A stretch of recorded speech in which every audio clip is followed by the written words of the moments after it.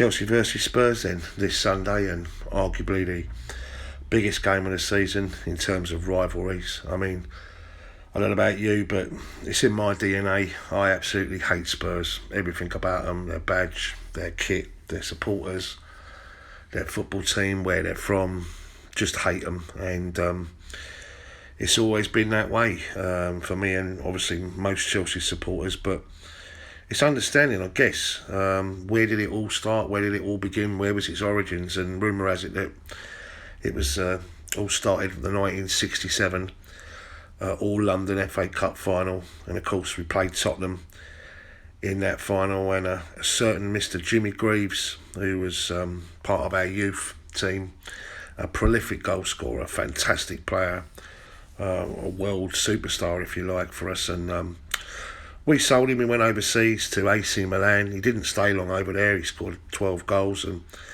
that particular season he didn't stay there long. He come back to Spurs, and of course he played us against us in the 1967 final. There he is on the right hand side there, celebrating because Spurs won that final by 2-1. And that's the main theory on why it all started. There's also another theory about relegation. I suppose it all helps to pile on the heat. Both sides needed to win to stay up in 1975. We were just above Spurs by a point. And Spurs won the game by 2-0, and they all celebrated. There was loads and loads of trouble at the game, as indeed there has been down the years against Tottenham. And completely and utterly no love lost between the two sides. As I say, that was a particularly bad one because we went down. Another reason as well, which obviously they hate us, but then they've turned it on its axis. You can't deny the fact in the 70s, more the 80s and 90s, that Y word, the anti-Semitic side, did come out. You'd always hear it at Chelsea, always within our songs. Not to such a degree these days, but Tottenham is, all intents and purposes, a heavily populated Jewish area, and they do fly the Star of David, and they call themselves the Yid Army, and it's rather ironic really that the FA clamping down on us for saying it. They're hiring the ground, obviously Wembley, to a team that says it quite openly. But there you go. Another reason, of course, is their supporters. I mean, you've only got to watch this particular video, the Harry Kane video, or perhaps maybe this fella. What can you say? They do have that type of supporter in them, and it's just their thought process. They still see themselves as this massively, iconically huge club, and the reality is that they've not won anything of any significance since 1961. That's 57 years since they won a major trophy, and yet they're still seen as this huge club. Another reason, and this is quite apparent because it's gone on for over 4 decades, is the hooligan side of things, and the fact that Spurs admit that it's Chelsea they hate the most, and Chelsea Spurs again, with all the problems that went on in the 80s, I think it was fair to say that Chelsea completely and utterly dominated that scene in the 70s and 80s, to be fair. But Spurs obviously, so I'm told, got their act together in the 90s and the noughties. And look at this poor fella here, that happened a couple of years ago. And he was beaten up by his own set of supporters where they thought he was a Chelsea supporter. So that, it's well documented. It's gone on for years. It's been tit for tat. Probably the worst situation was the 3-3 draw in the cup, the Solomon Kalou equaliser. And I believe there was 8 or 9 stabbings that day, and just terrible, really. But I don't think it's anywhere near what it was before. But just before I go, with regards, I will give them a little bit of respect for the fact they showed Peter Osgood, because when Peter Osgood died, God rest his soul, and indeed Matthew Harding, the games following on as a tribute to them was against Spurs, and I think Tottenham fans behaved in a very respectful manner. As you can see here, it's not just the supporters. We know how important this game is. It's the players too. But lots of frictions in all the games. It really, really matters. It's beyond the game of football, to tell you the truth. In terms of big games played between ourselves and the road to Wembley, old and new, as I say, I've already mentioned the 1967 Cup Final, which of course they were victorious. First all-London Cup Final, and as I say, that seems to be where the hatred towards Spurs, comes from. Another one that sticks in mind for me is the 81 quarter-final. We were in the second division at the time, and I remember this. I was in the shed, and we lost the game by 2-3. They had a really good side, Spurs. In fact, they reached both cup finals, 81 and 82. Hoddle and Steve Archibald. But then bringing it more up to date, we've got the 2008 League Cup Final, and this is really disappointing, this one, because we went in here into this game as absolute favourites. And rumour has it that the players had a bit of a bust up with the managerial staff before the game.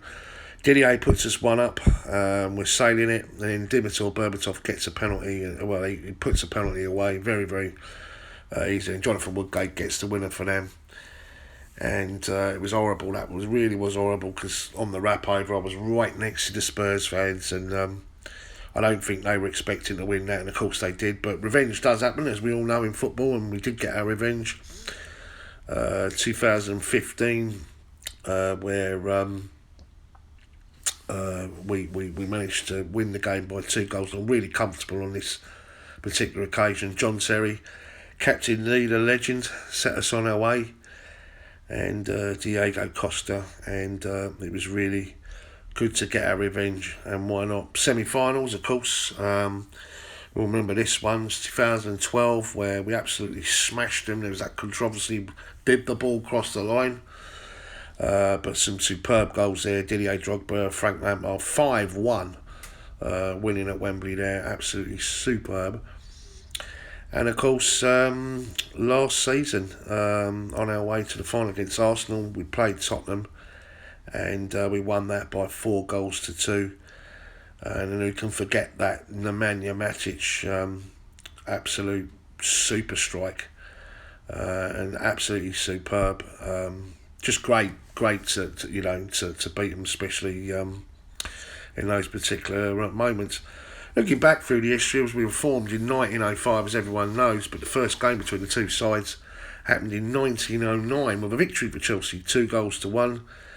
And our record against them overall is played 159 games, where we've drawn 40, and we've lost 51 times, and of course we've won 68 times. So we've got the better of them. Spurs' last victory was in 1990. A certain Mr. Gary Lineker. I was in the stadium with that.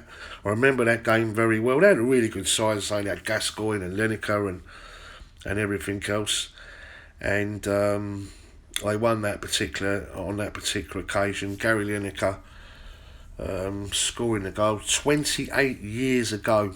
28 years. It's an incredible record, And here's a man that, if you talk about the crossovers between the two, for me, he was the man that orchestrated the change of Chelsea, and he started the revolution, if you like.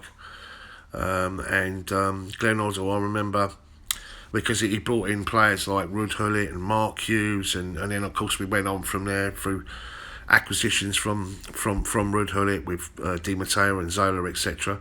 But I remember the close season we played in the Makita International, where we were invited by Spurs because of the Hoddle factor, and we played Spurs in the final. It was a 2-day event. We beat them 4-0, and I couldn't believe the football we were playing under Hoddle, and that was our first game, Gavin Peacock and all that.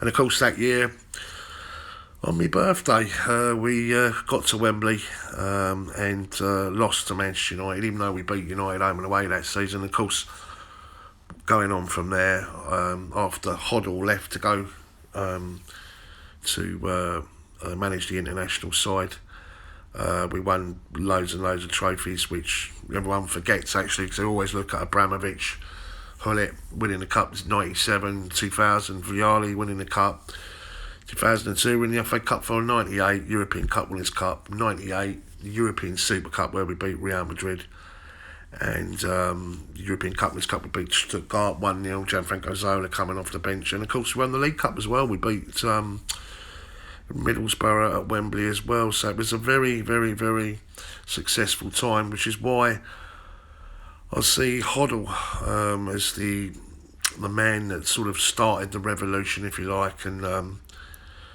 it went on from there, and of course that's what it's all about. We're making history, we're not reliving it like others, and of course we've gone on to win just multiple trophies. As you see here, like John Terry here with all the trophies, and as we sing, and we like to sing with other clubs, we've won it all, and we certainly have. We've won all the major European honours in the game,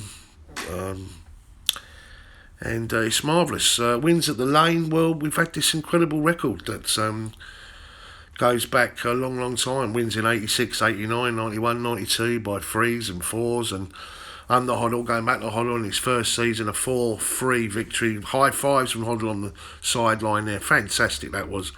Mark Steen with the penalty, and then again, who can forget this? In 1997, winning 6-1 at the Lane, which we like to sing to the Spurs fans. We won 6-1 at the Lane, and it was all about Torre Andre Flo that day. Just a superb performance. And in terms of, I guess, the magic moments, who can forget The Rock, Marcel Desailly scoring the winner at the Lane, and George Weah on his debut, scoring for us in 2007, I believe, and then William Gallas as well with that screamer, and then Jimmy Floyd Hasselbank. He scored a hat-trick, a perfect hat-trick actually, I mean both feet in his head, in a 4-0 victory. And we also won the year before, I believe, 3-0 at home as well. And as I say, we affected him in many ways. Excuse me. Munich, of course, meant that Spurs, we qualified as winning the Champions League, and the Spurs missed out on a Champions League placing for the following season, and we all know how they were dressed for that occasion. They all become Bayern Munich supporters. I remember all their profiles on Facebook changing with the Bayern Munich flag, etc. It's crazy, absolutely crazy. And here's, of course, Eden Hazard. We've affected them in more ways than one. And of course, they have had their moments, let's be honest. And they do like to make a DVD of it, where they beat us by 5-3, New Year's Day. But cheers for that, because we went on to win a couple of trophies after that result. Maybe it gave us a kick up the arse, so thanks for that, Spurs. Winning the League Cup and then becoming champions of England. And then also thanks for paying for this chap's medical. He hates Tottenham. So as we can see, let's reduce the gap to 2 points. We need to win. It's a massive game. And let's get behind the lads. Let's have Stamford Bridge absolutely rocking. Listen, I'm proud of our history. I'm sure you are too. We've got incredible history against these guys. 28 years unbeaten against them. And for you players out there, don't let you be the ones to mess it up. You're right, guys, been a long old time, innit, with this international break, but we're back, and what a game, the game of the season against the enemy, Tottenham at home, and it's a massive one because if we win this game, we reduce the gap just to 2 points, and of course it's massively game on. What's your feelings on it? What do you think he's going to go with regards to the team? Let us know your opinions down below, and can we win? Of course we can. It's against Tottenham, and those players, they don't want to be those players that become the first team after 28 years to lose at Stamford Bridge. What a record in modern day history, football all around the world. It's got to be probably the most incredible one out there, and I'm confident I'm going to go for a win. I think those players will produce, and why not? Why not indeed? See you at the Bridge Sunday. Up the Chelsea. Don't forget to subscribe to Chelsea SW6.